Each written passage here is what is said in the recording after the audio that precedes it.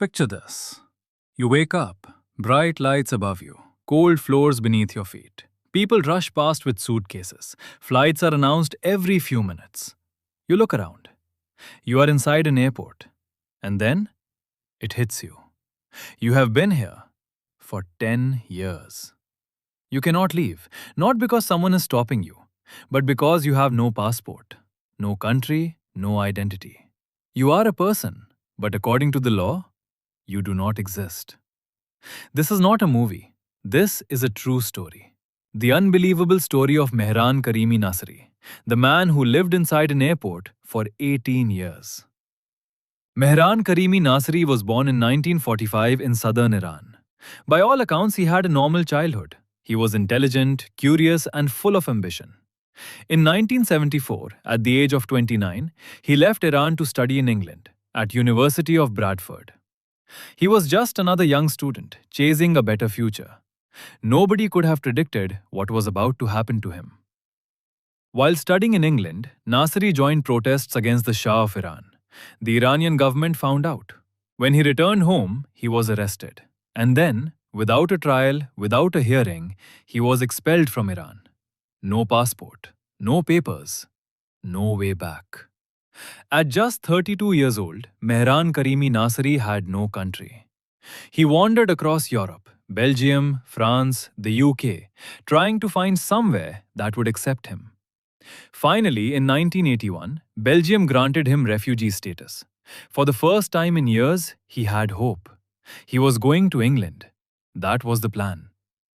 In August 1988, Nasseri arrived at a train station in Paris.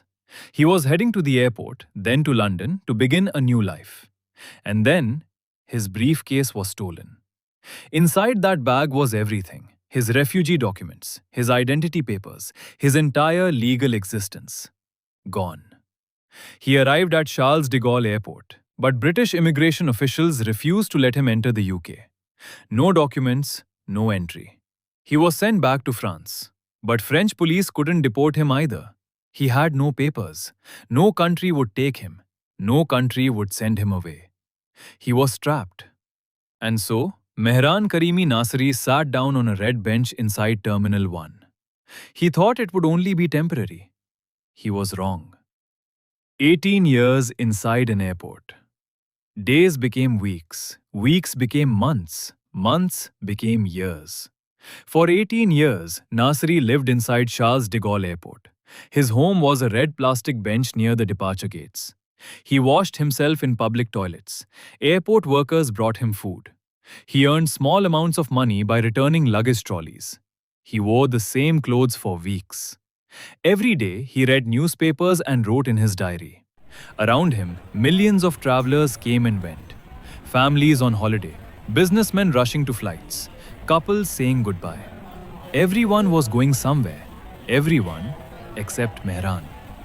Airport staff called him Sir Alfred. Over time, he became part of the airport itself, almost like a ghost, forgotten by the world. But he refused.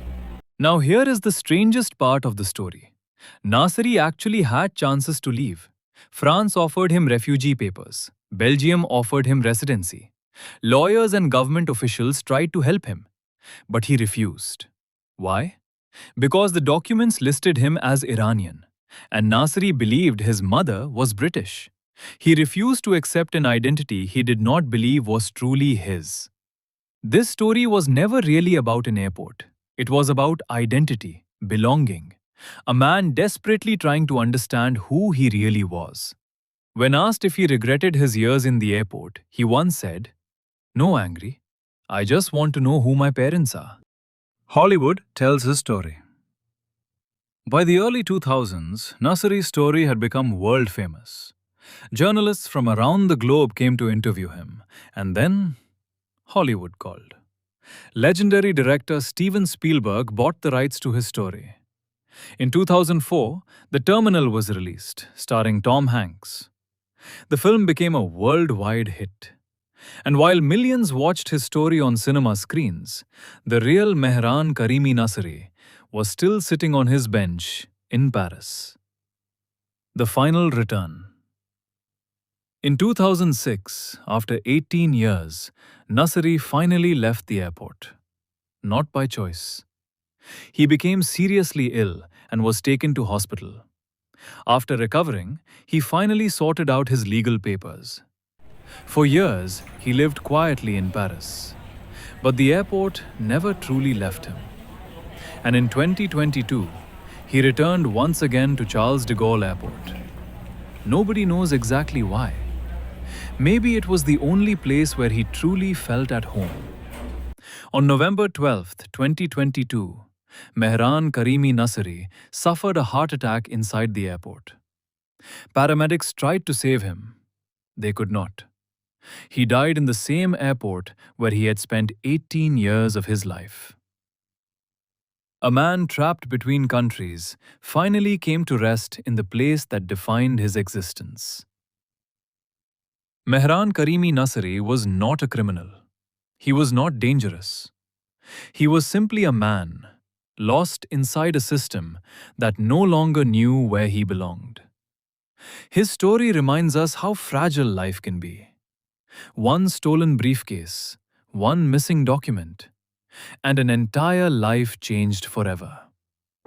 Next time you hold your passport in your hand, remember Mehran. If this story moved you, like this video and subscribe for more unbelievable true stories every week. See you in the next one.